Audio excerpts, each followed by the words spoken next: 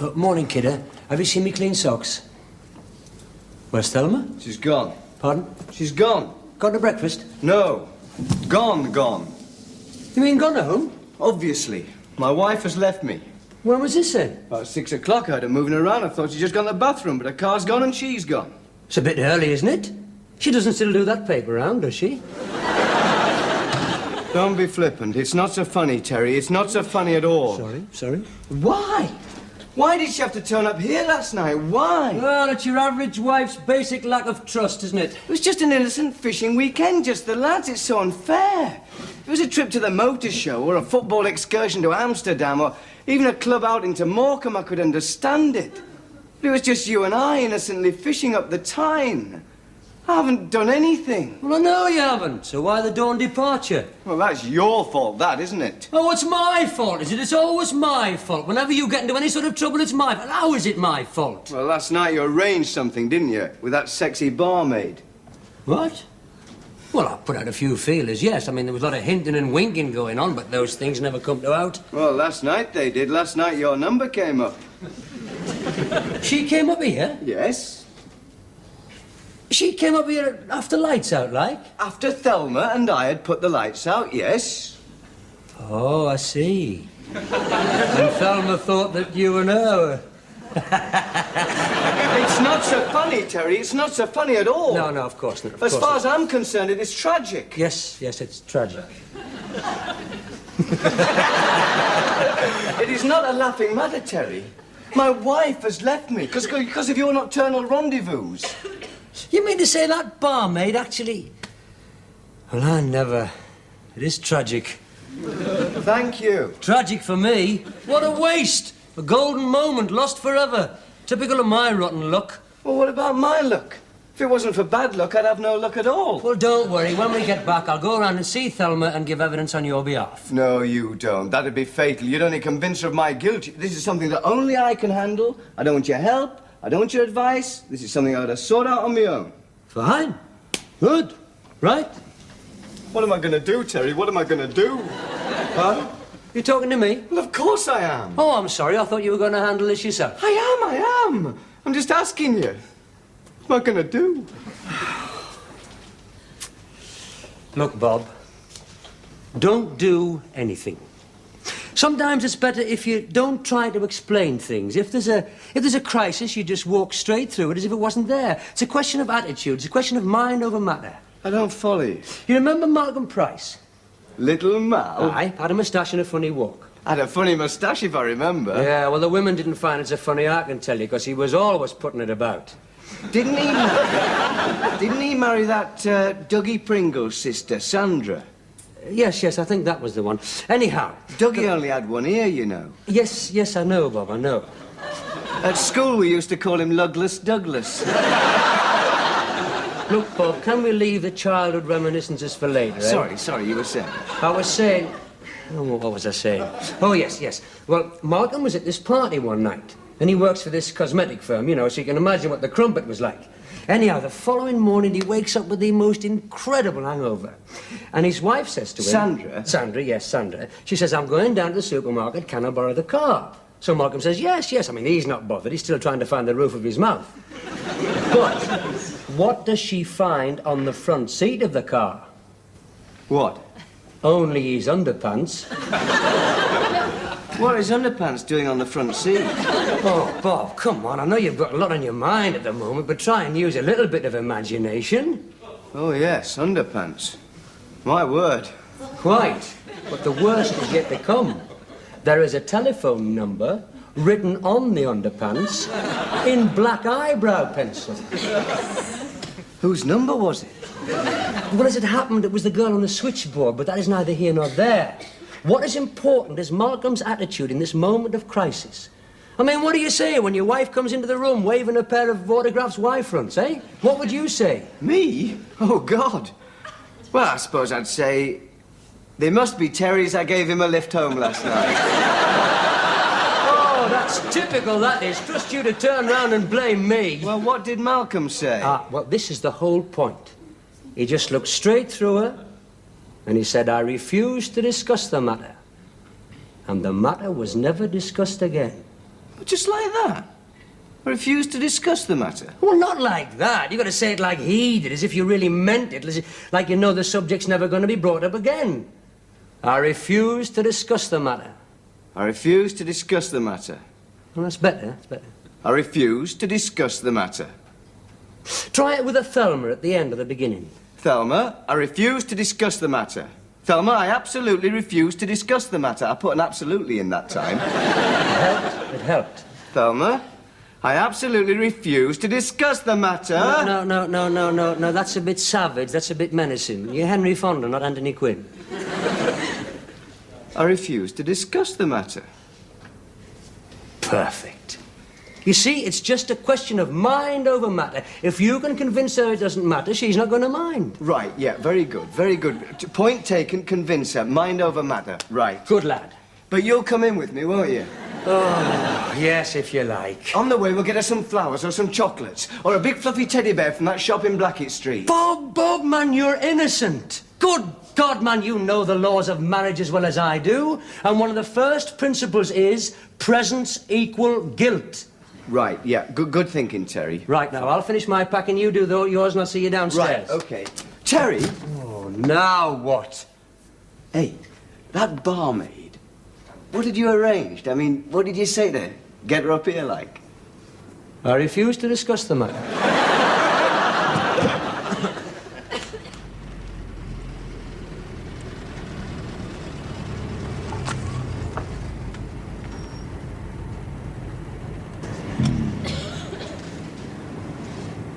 You wait for us then? Of course I will. You can run me home when you've said what has to be said. But that won't take long, as I'm refusing to discuss the matter. Quite. Go on then, shift yourself.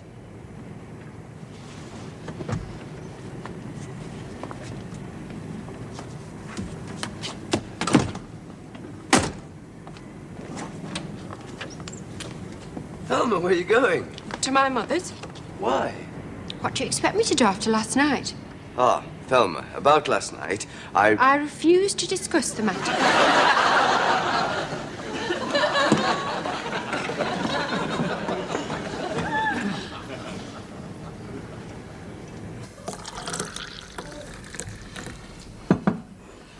I've made you a nice hot cup of tea. She's left me. Now drink it while it's hot. I never had a I didn't chance put to... any sugar in, because you don't take sugar in tea, now do you? She's left me. She hasn't left you for long. Well, how do you figure that out? Case was too small. You're such an expert, you, aren't you? I should never listen to you in the first place. Should have bought the chocolates or the flowers or the teddy bear or all three. Fatal. Well, what, pray, could be more fatal than this? Bob, this is just another fence in the steeplechase of marriage. You'll get over it. But what is important now is how you behave. Now that is critical. You know, I'm sick of your tuition, master bloody mind. The reason I get into critical situations is because I keep using you as a marriage guidance counsellor. You, whose own marriage ground to a halt in a matter of months. It's only natural for you to be like this. Go away, leave me alone. It's only natural for you to want me to go. Me, who's the only person who can help you through this situation. Will you stop being so understanding? Because it does not become you. It does not become you. It's only natural for you to lose control. I understand. All right, since you're going to tell me anyway, what would you do in this situation? Ah, well, I would never have got into this situation. Letting me wife leave me, I'd have left her. Well, I would have left her if I'd known she was going to leave me. Well, it's a bit late for that now, isn't it? As I say, it's what you do now that matters. What do I do? Nothing. Nothing. Nothing. You do nothing. Going round, ringing her up, apologising, sending flowers, all that is fatal. You just pretend you don't give a rat's. Just relax, man. My wife has left me. I don't give a rat's. More champagne. Relax. This is the lowest point in my life. My marriage is in shreds around me. Come on, Bob, man, it's early days yet. Going back to their mother, they all do that, don't they? You've got your whole lives in front of you. You're just at the dawn of your disasters. You know, at times like this, you really are a great help, Terry. I like to think so. Come on now, drink that tea while it's hot. All right, is it? Yes, it's very nice, thank you. It's lovely. Good, good. Don't you think I should go round there? Definitely not. That's what they expect of you, and if you don't, it confuses them. They don't know what to do. The ball's in your court, kidder. It's your advantage. Just like a tennis match. It is, man. It's just like a tennis match, and it's your service. Only knowing you, it's bound to be a double fault. Terry, how long were you married? How long were you actually married to Utah?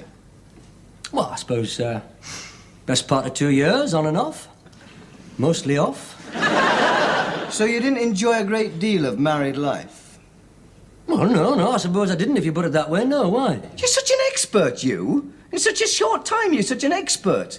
A working man's guide to married life. I am trying to give you the benefit of my bitter experience.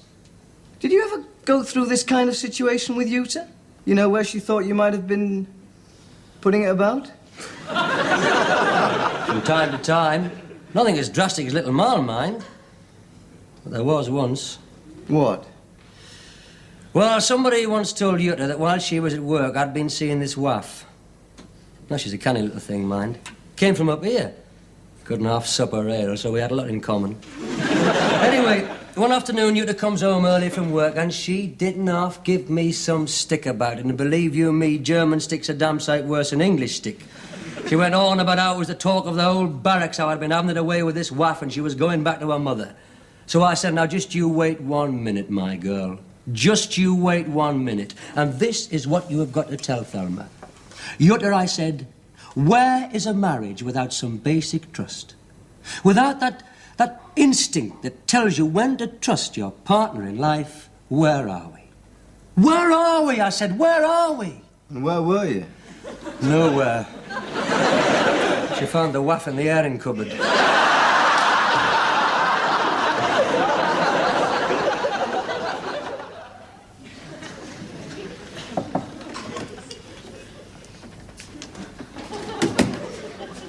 There you are. Now drink that while it's hot.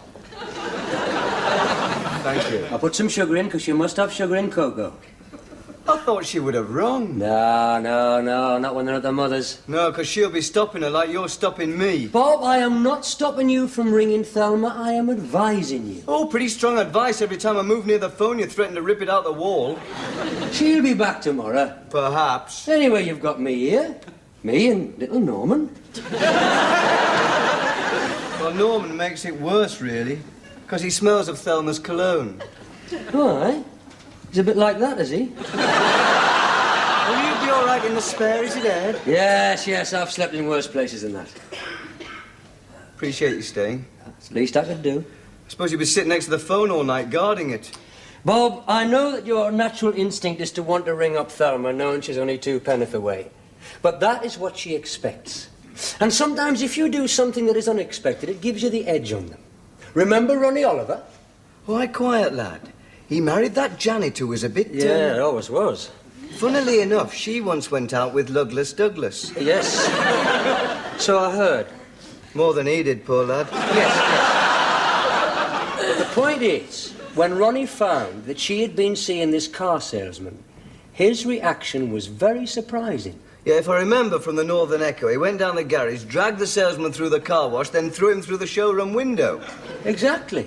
But that was not like him. He wasn't happy doing that. But he did it for the sake of his marriage, and what was the result? 3 months for assault and battery. Yes, but when he came back, she hardly dared raise her voice to him.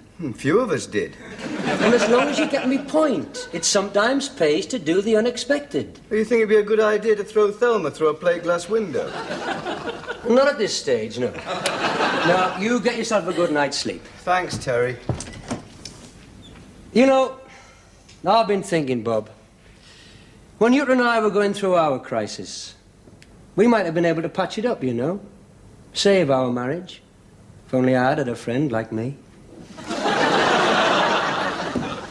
There's no answer to that.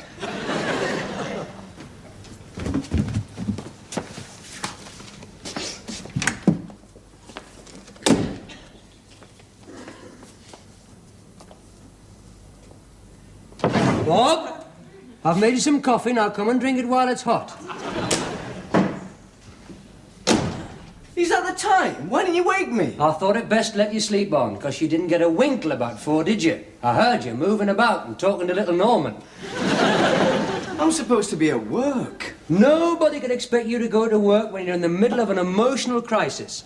Anyway, it's best that you're here when she comes back. Well, what makes you so certain she will come back? Of course she'll come back. She'll come back to get some clean things. And she'll come back when she thinks that you're at work. And that's when we lock her in the bedroom. Now look what you made me do. Have you got a hanky? Oh, leave it, man, leave it. Sometimes I think you're not worth saving. What do you mean we'll lock her in the bedroom? I've got it all worked out. Listen. Now, you remember Alan Stamp, who married that bonny girl who worked in the dairy?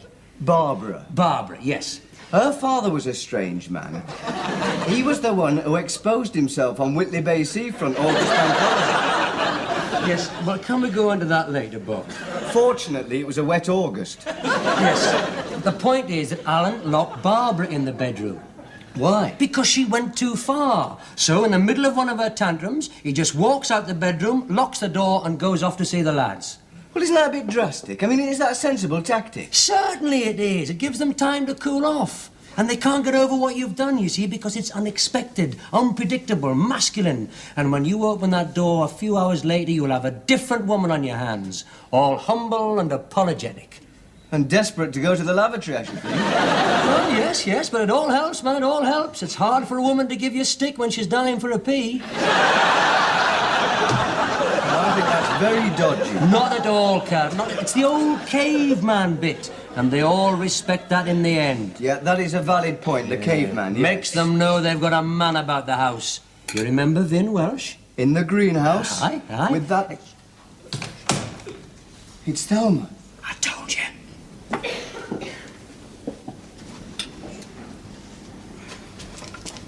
I told you she'd be back. I just go and have a word. No. Let her come to you. She's going upstairs. Of course she's going upstairs. She's going up to get a clean nightie and a tube of toothpaste. She hasn't come back to you. Not yet. Now is your chance. What? To lock her in the bedroom.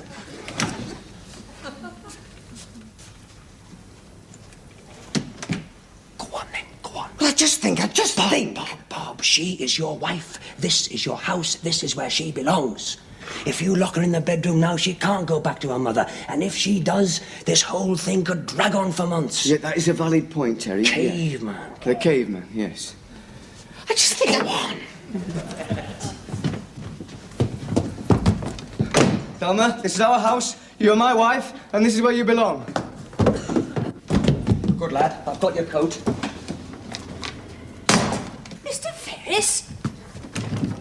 Mr. Ferris, what's happened? Mr. Ferris, let me out. Cheers, Pet. Thank you. There you are. Now drink that while it's cold. It doesn't seem right sitting here drinking with Thelma locked in the bedroom. Ah, just let her simmer for a couple of hours. You make her sound like a stew. You'll see the difference. Did we leave the heating on? That room gets very chilly. Well, she can always go to bed, can't she? Cuddle up to little Norman. Oh, well, let's have a game of darts. Oh, it's all right for you, isn't it? You're not emotionally involved. All right for you sitting there dispensing advice like Marjorie Proops. I am involved, Bob. I am involved in protecting the innocent, and you are innocent, remember? Just 'cause she wouldn't listen to your view of the matter. Well, I thought I was going to refuse to discuss the matter. Well, she didn't even give you a chance not to discuss the matter. I better ring the library. What for? Well, she's supposed to be at work, isn't she? They're going to wonder why she's not there. What are you going to tell them? Well, I won't say I've locked her in the bedroom. I'll make an excuse. I'll say she's been taken poorly. Her old troubles come back again. What's her old trouble? Chilblains. Chilblains? Oh, sorry. This is Robert Ferris here, Thelma Ferris's husband. I'll just ring to say she won't be in this afternoon. She's not feeling too well. Chilblains. She won't be in. Just a minute. It's your husband. He says you won't be in today. You're not feeling well. What are you talking about? Honestly? Here, let me have a word. Hello? Hello. I'm just ringing on behalf of Thelma Ferris. Just to say she won't be in this afternoon. She's not feeling too well. Best to keep her indoors. You know, you can't be too careful. Is it serious? No. Just her old trouble, chilblains. She'll be back tomorrow. Thank you for letting me know. Not at all. What on earth was all that about? Anthea, would you mind holding the fort for a bit? I'm going to slip home and find out what's going on. Of course, Pet. Perhaps it's your husband who isn't feeling well. Come on, kidder, get that down, yeah? I feel terrible. There's only one solution. Throw yourself into your darts. Away.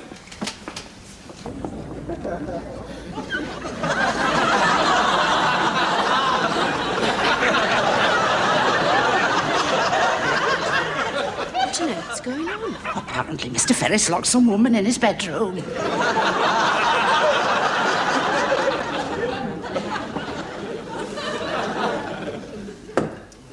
It's no good. I can't concentrate. It's dangerous to play darts when your mind's not on it. Let's pack it in. Right. Well, that's 5p, you owe me. All right, all right. Oh, you're such a worrier, aren't you? And women don't like that, you know. You've got to be firm. You've never been firm with your women, have you? I've always had to carry you through your emotional crises. Crises. Pardon? The word is crises. Well, whatever the word is, I've always had to carry you through them. You've always caused them, you. No, I have not. Yes, you have. Ever since Park Juniors. If I've ever had a hang-up with a woman, you can bet your life you were the bottom of it. As I recall, at Park Juniors, I once stopped you from making a complete fool of yourself over that English mistress, Miss Lundy.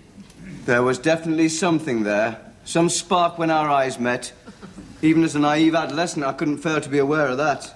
All she asked you to do was stay behind and fill the inkwells. The way she said it. 2 years you spent topping up our inkwells and cleaning that blackboard, and you never gotten out. You never even got a pass in English. I might have stood some chance if you hadn't told her it was me wrote that mucky poem about her in the bicycle sheds. It was all for your own good.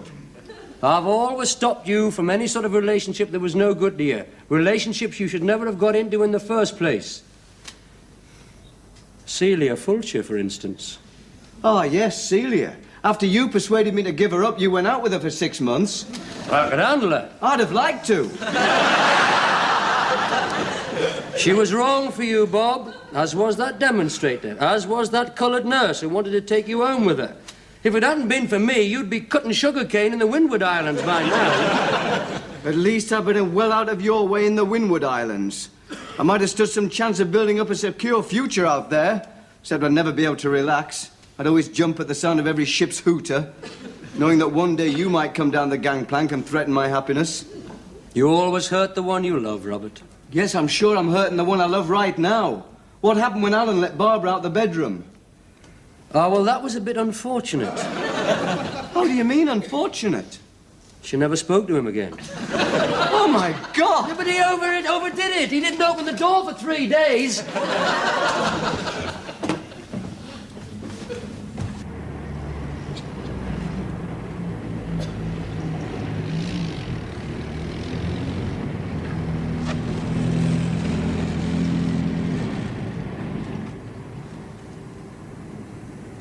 Go on, then. Well, are you coming in with me? There's some things a man has to do on his own. You were with me when I locked her in the bedroom. Yes, but I don't think I should be when you let her out the bedroom. What are you going to do then? Well, I'll just sit here while you make it up. You can have a cuddle and a cup of tea, and then you can run me home. She leaves me again. And Thelma can run me home.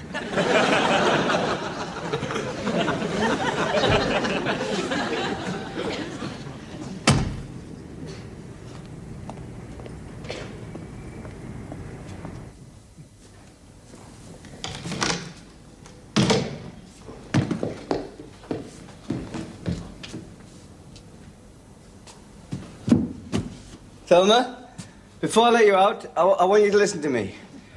As I said, this is our house, you're my wife, and this is where you belong. But I want you to realize that I can be firm, and domineering, and unpredictable. Thelma? Thelma, you wronged me with your assumptions, Thelma. You wouldn't listen to me this morning when I wanted to refuse to discuss the matter. Well, I still refuse to discuss the matter. If only you listen to me. I'm going to unlock this door now, and I want you to come downstairs with me and discuss the facts. But I want you to realize that I'm the master in this house. Thelma? Thelma? I've always thought there was insanity in the Ferris family. Thelma? I've always put down your absent-mindedness to a sort of lovable eccentricity, Bob, but I realise now that you're right round the twist. First of all, you ring me up and tell me where I'm not where I am, and then you lock Mrs. Greenlands in the bedroom and she won't be coming back. As she said herself, not while that madman's in the house. Thelma, unlock this door at once. Oh, you're being masterful and domineering now, are you? Well, I don't know what you thought you were playing at, locking me in the bedroom, but you can think about that now while I go back to my mother's.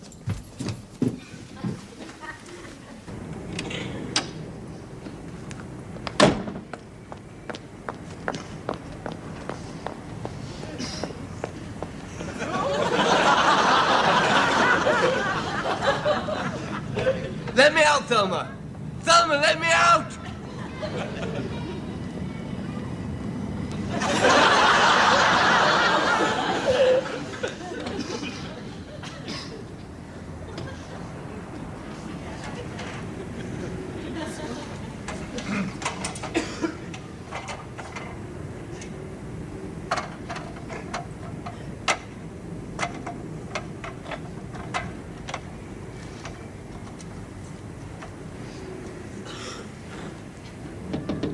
Bob?